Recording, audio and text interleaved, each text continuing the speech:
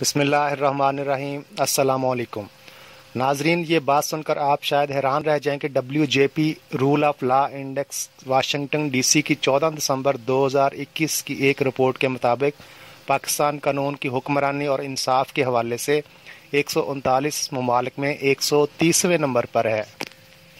اس بات سے ہم بخوبی اندازہ کر سکتے ہیں کہ ہمارا نظام قانون و انصاف کس حد تک عوام کو ان کے حقوق دے رہا ہے۔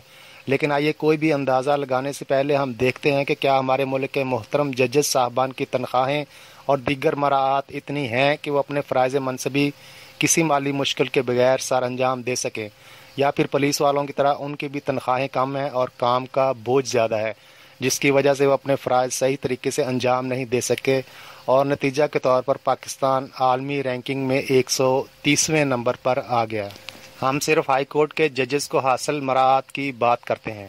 سرکاری ویب سائٹ کے مطابق ہر معزز جج کو 500 لیٹر پیٹرول ماہانہ یعنی 1,25,000 روپے، گھر کا کرایہ 65,000 روپے، مالی سویپر کلرک اردلی اور کک کی تنخواہ 1.25 روپے، یوٹیلٹی بلز ان لمیٹڈ جن کی کوئی حد ہے اور نہ حساب، میڈیکل الاؤنس 67,000 روپے، گارڈن چارجز 25,000، آفیسرز الاؤنس 2,69,525 روپے۔ ہر گھنٹے میں 4.5 لیٹر فیول پھونکنے والا 22 kVs کا جنریٹر، بنیادی تنخواہ 6 سے 7 لاکھ روپے۔ یوں ایک جج اس مقروض ملک کو لاکھوں میں پڑتا ہے۔ باقی درجنوں کورٹس کے سینکڑوں ججز کی مراعات کا اندازہ ہم ایک اسی تخمینے سے لگا سکتے ہیں۔ تو جناب، مالی لحاظ سے جج صاحبان کو کوئی پریشانی نہیں ہے، پھر کیا وجہ ہے کہ سستا، فوری اور میرٹ پر انصاف پاکستانیوں کی پہنچ سے دور ہے؟ کیا وجہ ہے کہ پاکستان انصاف کی عالمی رینکنگ میں 130ویں نمبر پر ہے؟ یہاں غریب انصاف کے حصول کے لیے عدالتوں کے دروازے کھٹکھٹاتا اپنی زندگی کی بازی ہار جاتا ہے۔ لوگ اپنی عمر بھر کی جمع پونجی وکیلوں اور عدالتوں کے چکر کاٹتے گنوا بیٹھتے ہیں، لیکن ان کے جائز مسائل کا حل نہیں کیا جاتا۔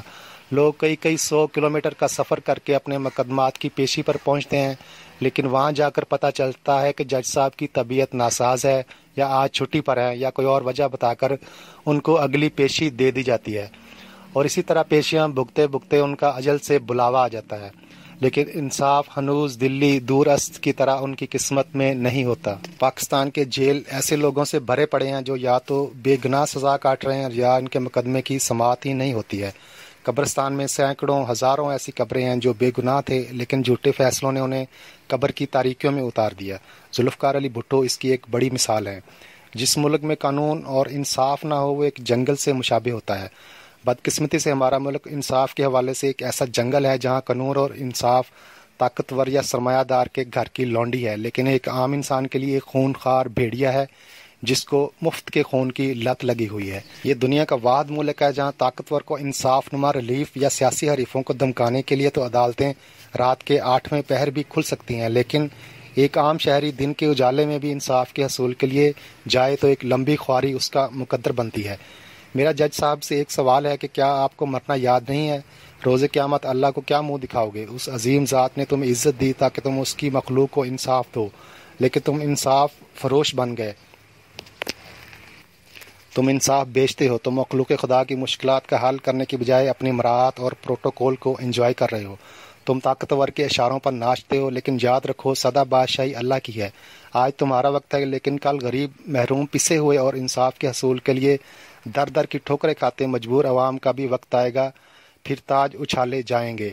میرے پاکستان سے بہت کھلواڑ کر لیا تم لوگوں نے، لیکن اب سدھر جاؤ، یا پھر اس وقت کا انتظار کرو جب تمہارے سر ہوں گے اور عوام کی ٹھوکریں۔